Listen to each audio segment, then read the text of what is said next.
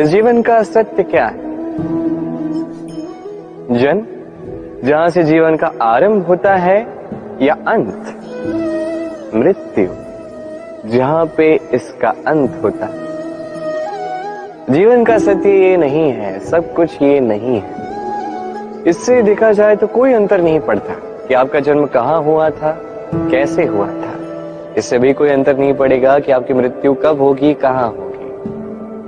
अंतर इससे पड़ता है, महत्वपूर्ण ये है कि जो भी आपने जीवन जिया, किस उद्देश्य से जिया, किस मंतव्य से जिया। अब यदि आप कुछ ऐसा कर जाते हैं जिससे समस्त संसार आपसे जीवन जीने की प्रेरणा लेता है, मृत्यु के पश्चात भी आपके कर्मों को देखकर, उन्हें स्मरण करके जीवन जीना सीखता है, तो इसका तात्पर्य यह है कि आप अपने कर्मों से, अपने चयनों से अमर हो चुके हैं। देखिए, जीवन की चिंता व्यर्थ है, मृत्यु का भय व्यर्थ है, क्योंकि आत्मा कभी नहीं मरती, इसका कोई अंत नहीं कर पाता। न काल, न मृत्यु, ना ही समय। यदि कुछ ऐसा है जो आपकी आत्मा का अंत कर सकता है, तो वो आपके ही दुष्कर्म है। तो ये जो जीवन काल आपके पास है, इसमें केवल शुभ कर्म कीजिए, चिंता त्याग दीजिए। ऐसे कर्म कीजिए जिसे देख के संसार उचित मार्ग पर आ जाए, शुभ कर्म करने लगे। यदि आपकी मृत्यु के पश्चात भी संसार आपको स्मरण करके सीखेगा, उचित राह पर आएगा, प्रेरणा पाएगा, तो आप ही अमर हो जाओगे।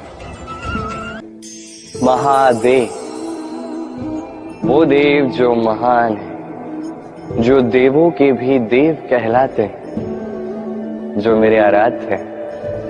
कभी आप ये प्रश्न पूछा कि शिव ही महादेव क्यों कहलाते हैं, कोई और देवता क्यों नहीं कहलाया जाता? वो इसलिए क्योंकि महादेव में, शिव में एक ऐसा विशेष गुण है जो अन्य किसी में नहीं। निस्वार्थ होकर लोक की सेवा करना।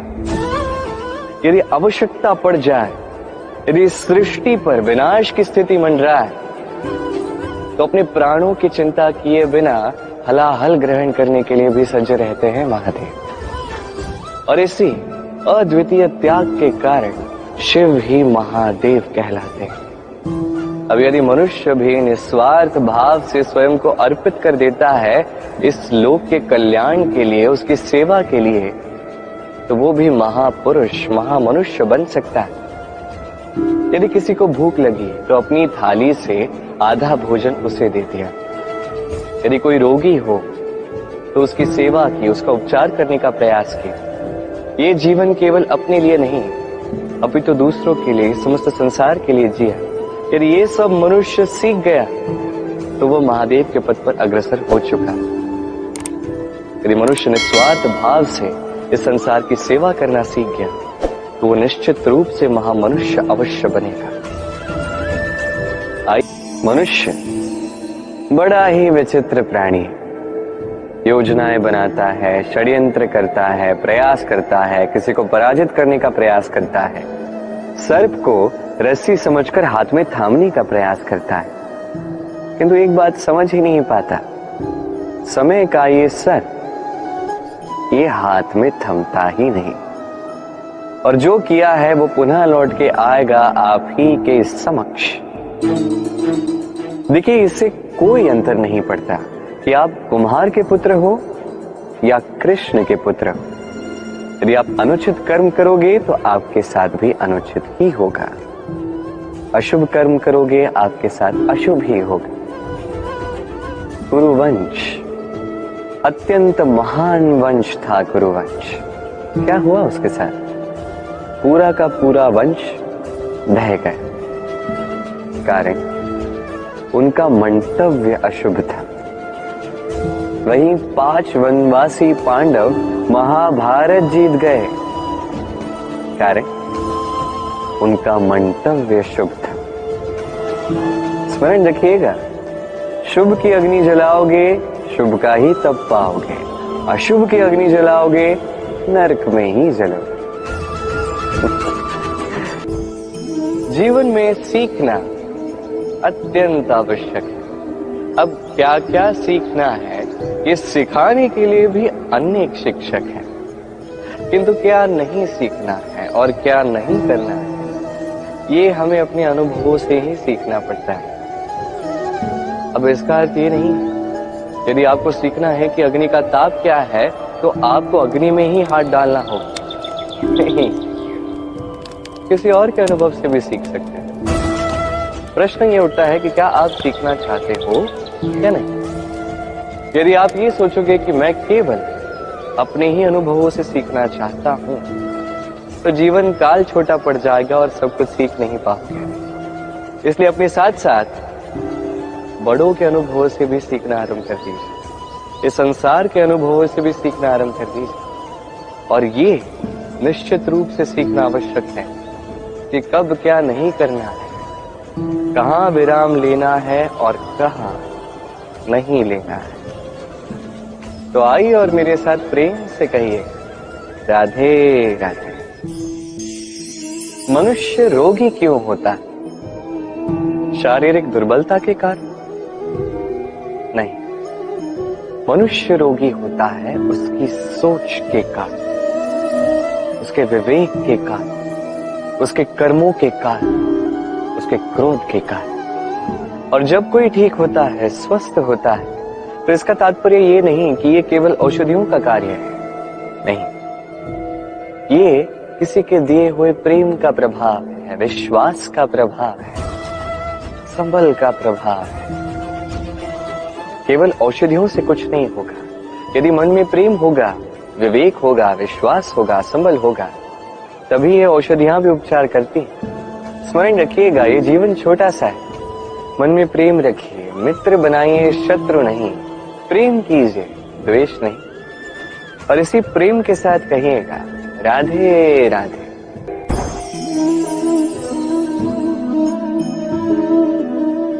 शांत सुखद निद्रा मनुष्य के जीवन का एक अत्यंत महत्वपूर्ण सुख और आवश्यकता भी है। देखा जाए तो इस संसार का हर एक पशु पक्षी, हर एक जीव निद्रा अवश्य प्राप्त करता है, किंतु मनुष्य जिसमें सोचने समझने की शक्ति अन्य पशुओं से अधिक है, उसे निद्रा में थोड़ी समस्या अवश्य होती है। क्यों है कि नहीं? अब इसका कारण क्या है? चिंता। अब चिंता हम सभी के जीवन में, हम सभी जानते हैं कि चिंता कभी हमारी सहायता नहीं करती, फिर भी हमारे जीवन में क्यों? क्या चिंता से कभी किसी समस्या का निवारण हुआ है? क्या धन की चिंता करने से धन प्राप्त होता है? क्या भविष्य की चिंता करने से भविष्य ठीक हो जाता है? क्या स्वास्थ्य की चिंता करने से स्वास्थ्य अपने आप ठीक होगा? नहीं। तो इन सब से हमें एक छोटी शिक्षा अवश्य प्राप्त करनी चाहिए। आप भी अपने कांधे से चिंता का ये भार हटा दीजिए और इच्छाएं, ये सारी इच्छाएं साथ आकर हमारे मन में चिंता उत्पन्न करती है, तो इन इच्छाओं को भी त्याग दीजिए। प्रकृति के प्रेम पर विश्वास कीजिए। स्मरण रखिए, जो चिंता मुक्त होगा वो चिता मुक्त होगा। चैन की निद्रा पाइए और निद्रा को जाने से पूर्व मेरे साथ प्रेम से कहिएगा राधे राधे। आज मैं आपको ऐसी कथा सुनाऊंगा जो मेरे नंद बाबा ने मुझे सुनाई थी जब मैं छोटा सा था। कथा एक साधु और एक बिच्छू की। एक बार एक साधु नदी के तट पर स्नान कर रहे थे। उन्होंने देखा कि जल के प्रवाह से एक बिच्छू बहे जा रहा है। उसके प्राण बचाने के लिए उन्होंने उसे उठा के तट पर रखने का प्रयास किया, किंतु जैसे ही उन्होंने बिच्छू को उठाया, बिच्छू ने उन्हें काट लिया। साधु ने पुनः प्रयास किया, उसे उठाया, बिच्छू ने पुनः उन्हें काट लिया। वो पुनः प्रयास करने गए, तभी शिष्य ने उनसे पूछा, ये आप क्या कर रहे हैं गुरुदेव? ये सब क्या है? आप उसी के प्राण बचाने का प्रयास कर रहे हैं जो आप ही को काट रहा है। गुरुदेव ने उत्तर दिया कि वो बिच्छू होकर अपना कर्म कर रहा है, अपनी प्रवृत्ति, अपना व्यवहार बदल नहीं रहा, तो मैं साधु होकर क्यों बदलूं? इसका तात्पर्य सरल है।